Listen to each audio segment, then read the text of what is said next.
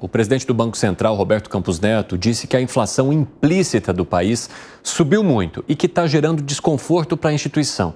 A inflação implícita, ela está embutida na curva de juros futuros. Ela tem relação com as projeções do mercado para os preços do país. E a autoridade monetária disse que os últimos dados do IPCA 15 são positivos, mas ainda não trazem conforto para o Banco Central. Diz também que a atividade econômica está forte, apontando melhorias para todos os setores. A gente vai até acompanhar um trecho para depois colocar sob debate aqui. Vamos lá. As inflações implícitas subiram muito, com uma subida até 2026. Isso gera um grande desconforto para o Banco Central. Nós vemos enfatizando, é importante enfatizar que o Banco Central vai fazer o que for preciso para atingir a meta. A gente veio com uma inflação de 12 meses que foi até 4, voltou a 4,5. A gente teve um número de inflação ontem, inclusive IPCA 15, que qualitativamente veio um pouco melhor, mas ainda não nos dá conforto. Alangani, fale um pouco mais sobre essa inflação implícita. Bom, eu vou tentar explicar aqui de uma maneira bem simples. A gente tem a taxa de juros de um título pré-fixado. Então, imaginar aqui 10% para 10 anos, ok?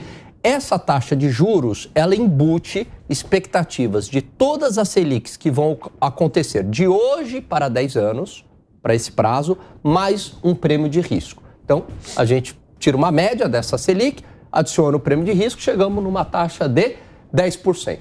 Legal. Você tem um outro título público que é indexado à inflação.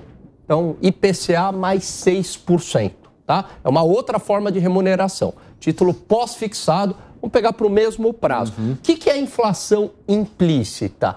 É a diferença desse IPCA mais 6 tem que dar igual a 10. Então, é a diferença do 10 com 6. Isso é inflação implícita, né? Então, é a diferença da taxa de um título pré-fixado para um título pós-fixado indexado à inflação.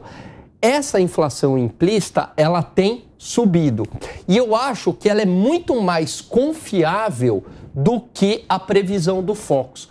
Por quê? Porque a inflação implícita, ela surge de uma negociação no mercado, tem dinheiro na mesa. Então, veja, as pessoas estão lá, os investidores, títulos pré-fixados, títulos pós-fixados. Então, o compromisso é muito maior, é muito mais sério. O Focus é o economista lá que mandou a projeção dele, né? Não tem, né? Se errar, ok, né?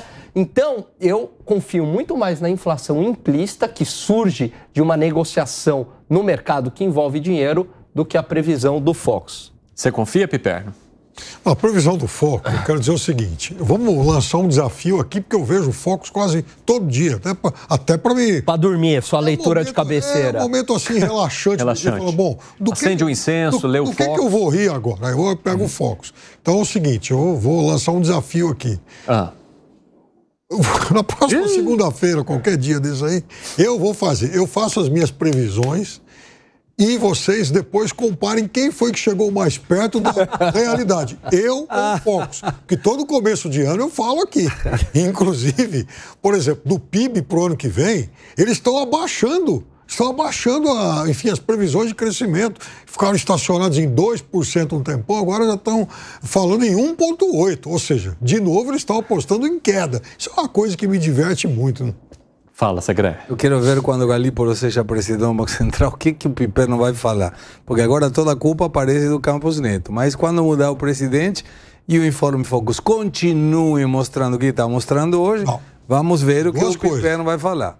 São duas coisas diferentes. Vamos lá. O Focus, provavelmente, ele vai continuar errando ad eterno. Agora, o problema, Segré, é o Banco Central chegar e falar, bom, entre as previsões, as projeções que a gente leva em conta, estão as do Focus. Aí eu vou cair da cadeira de novo. Mas se ele não considerar, para que ele divulga? Quem divulga o Informe Focus é o Banco Central. Sim. E tem quase 100 ou mais de 100 consultoras que mandam as suas previsões. É feita a média e aí é divulgado, é publicitado. Inclusive, por isso tem 4 semanas atrás, 1 semana e agora. E aí determina a projeção até 2026. Não é muito, não são muitos países que fazem essa projeção até 2026. Isso serve como uma projeção. O próprio FMI também, no começo do ano, fez projeções que não pegava nenhuma, inclusive no governo anterior também. Sim. Mas são projeções em função do que é hoje. tem muita questão que pode mudar, nacional ou internacionalmente, que isso vai impactar nessas projeções futuras. Esse do que é hoje, aí tem umas distorções. Então, eu conheço, já vi, enfim, economista falar que a Selic do Brasil vai ser de 20%. Aí esse cara está entre os 90, 100, 100 e pouquinhos ouvidos pelo Focus. Então, a previsão dele já distorce tudo. Mas ninguém distorce vai colocar média. isso. Como vai colocar? Tem que colocar isso em função da Retuitei. Caramba. Bom. Um economista acabou de mandar aqui, não é média, é mediana. É mediana. Aliás, o Piperno, eu te mandei um artigo que eu escrevi mostrando os erros do Focus. Essa história... Fala, Zé. Essa história, eu vivi um momento, talvez eu aqui entre vocês aí, seja o único que viveu ali na pele a história do Brasil inflacionário, aquela história de economia lá chegando a 100% Zé, ao olha mês, o cabelo desse povo aqui, né? você acha que só você viveu? Sim. Aqui, branco. Mas fala. Eu tenho memórias de infância. Você tem memória de infância, coisa nenhuma. Fala aí, Zé.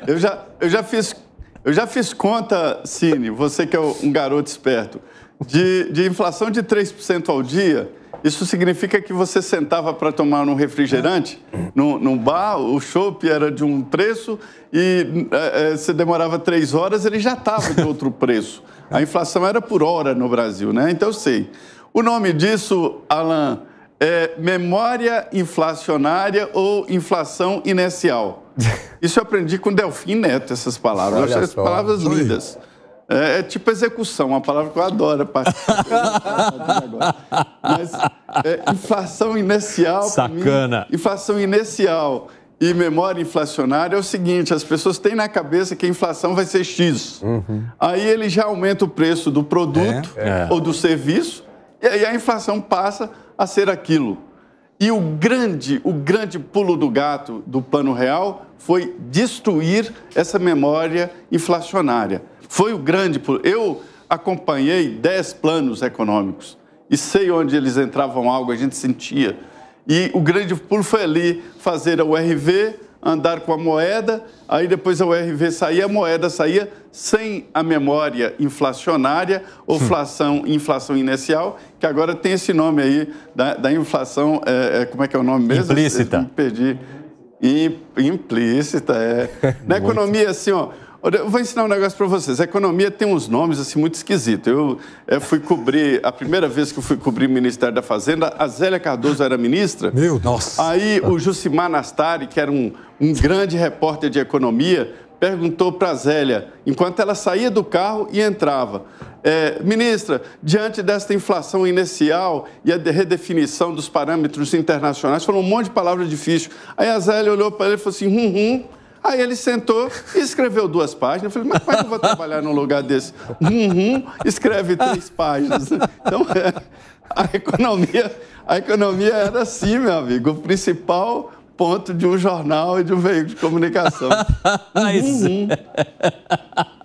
Ai, Zé, as suas histórias, olha. A gente vai criar um quadro aqui das histórias do Zé. O velho Roberto Campos, que o Zé deve ter conhecido como deputado, inclusive, ele foi o pai da correção monetária.